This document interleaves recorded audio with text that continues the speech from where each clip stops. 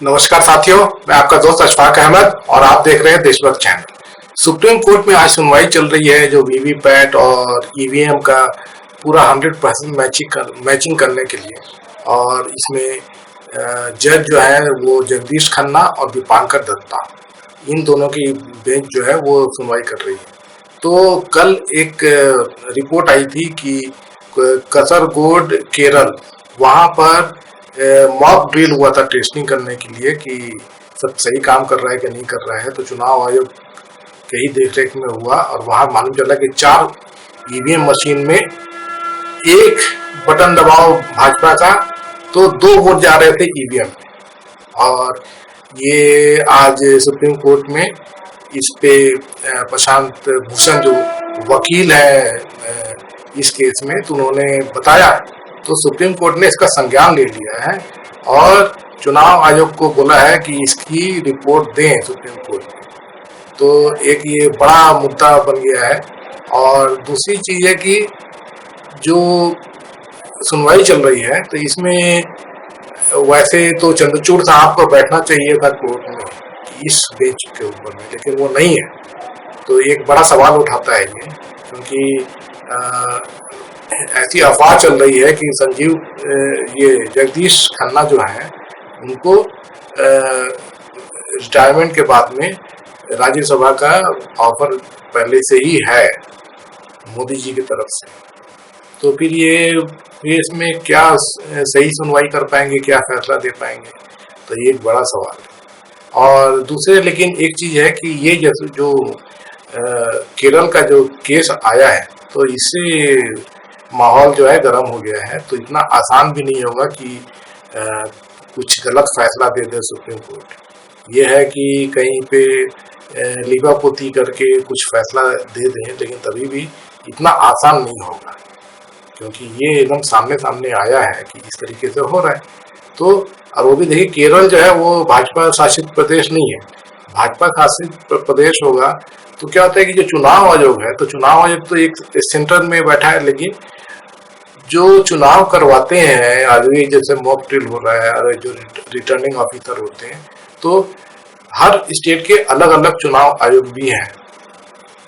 तो उस केस में क्या होता है कि जो उस स्टेट का चुनाव आयोग पे प्रभाव पड़ता है उस राज्य का, उस स्टेट का जो भी पार्टी है। तो जैसे कि भाजपा शासित प्रदेश होगा तो वहाँ पे चुनाव आयोग वहाँ का जो राज्य का है तो उसके ऊपर में दबाव रहता है कि भाजपा के आदेश के इशारे पे काम करें। तो ये केरल में पकड़ाया है, बाकी जो भाजपा शासित प्रदेशों में तो बहुत मुश्किल हो जाएगा, क्योंकि वहाँ पर जो चुनाव आयोग उस राज्य का है तो वो ऐसी घटना जो है वो जनता तक आने ही नहीं देगा। वो पहले से ही जो मशीन जो है वो इस तरीके से लाएगा कि कुछ गड़बड़ होने का चांस ही ना रहे, क्योंकि मशीन जो है वो तो गड़बड़ करते हैं, ऐसा अफवाह तो होता ही है। अब जैसे कि जो ईवीएम मशीन बनाती है, जो हैदराबाद और बेंगलोर में जो यूनिट है, दोनों सरकारी है, और उसमें मालूम चला कि संघ के लोग जो हैं वो डायरेक्टर हैं उन कंपनियों में, भाजपा से सीधा लिंक है उन लोगों का। तो वहीं से गड़बड़ी है उसमें। फिर जो क्या होता है कि जो डेटा डालते हैं, क्या होता है कि जो चुनाव चिन्ह है, जो कैंडिडेट है, तो ये सब का जो सिंबल जो होता है, तो सिंबल लोडिंग करने के लिए ईवीएम में और वीवीपैट मशीन में लोडिंग करना पड़ता है। मतलब कि कंप्यूटर से कनेक्ट करना पड़ता है दोनों मशीनों को, और फिर ये सिंबल लोडिंग होता है। तो सिंबल लोडिंग के समय में धांधली की जा सकती है, उसमें कुछ प्रोग्राम ऐसा आप डाल दो कि गड़बड़ झाला कर पाए, कि जैसे कि भाजपा को ज़्यादा वोट मिल जाए, दूसरे जो पार्टी हैं उनको कम वोट मिल गए। अब जैसे कि केरल का ये जो मुद्दा आया, तो इसमें एक वोट भाजपा को ज्यादा जा रहा था, एक बटन दबाओ भाजपा का तो 2 वोट भाजपा को मिल रहे थे। इसका मतलब क्या है कि जो दूसरी पार्टी का किसी का वोट है वो काट के उसको वोट ना मिल के भाजपा को मिल रहा है, एकदम सीधा सा बात। तो ऐसा तो गड़बड़ किया जा सकता है। तो ये सब मुद्दे हैं। तो सुप्रीम कोर्ट में इसकी सही जांच होनी चाहिए, और बल्कि जांच क्या, ये मतलब कि वैसे देखा जाए तो ईवीएम में बहुत सारी कमियां हैं। इसी वजह से पूरे दुनिया में ईवीएम इस्तेमाल नहीं होता है। हर जगह बैलेट पेपर से होता है, चाहे अमेरिका पकड़ लीजिए, चाहे यूरोपियन देश पकड़ लीजिए, चाहे जापान पकड़ लीजिए, हर विकसित देश में ईवीएम बैन है, वो सिर्फ बैलेट पेपर से चुनाव होते हैं। तो ये जो सुनवाई आज चल रही है, तो इसमें बहुत सारे सवाल पूछे गए हैं। अब जैसे क्या होता है कि जब वोट डालते हैं तो एक बीप की आवाज सुनाई देती है आपको, तो ये जो बीप की आवाज सुनाई देती है, इसका क्या मतलब है, ये बीप कब बजता है? तो क्योंकि यहाँ पे तो तीन चीजें हैं।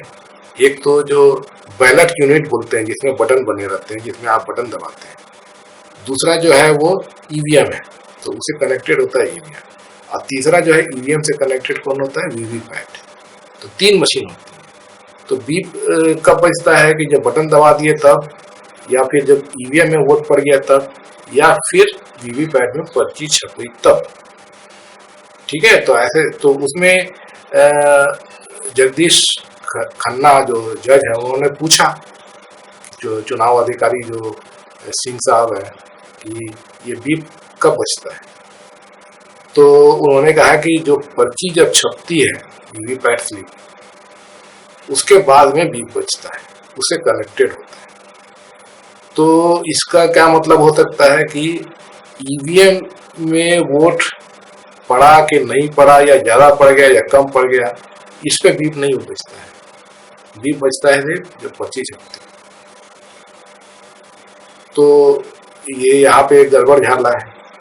उसके बाद में और भी जो सुनवाई में जो बातचीत चल रही थी, तो इसमें जो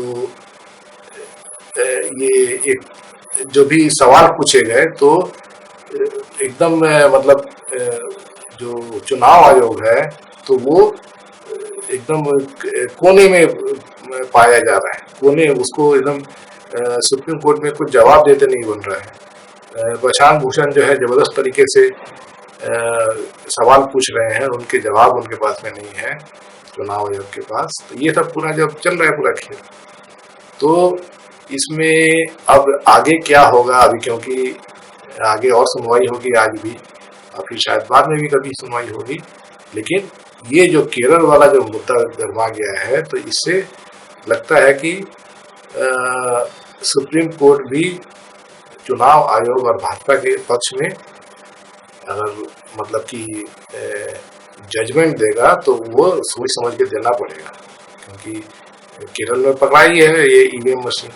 तो इसका तो मतलब कि सही जवाब, संतोषजनक जवाब मिलना चाहिए सुप्रीम कोर्ट में, तब जाके फैसला हो पाएगा। अदरवाइज तो फिर अगर सुप्रीम कोर्ट कोई गड़बड़ झाला करे, तो सवाल बहुत ज्यादा उठने लगेंगे।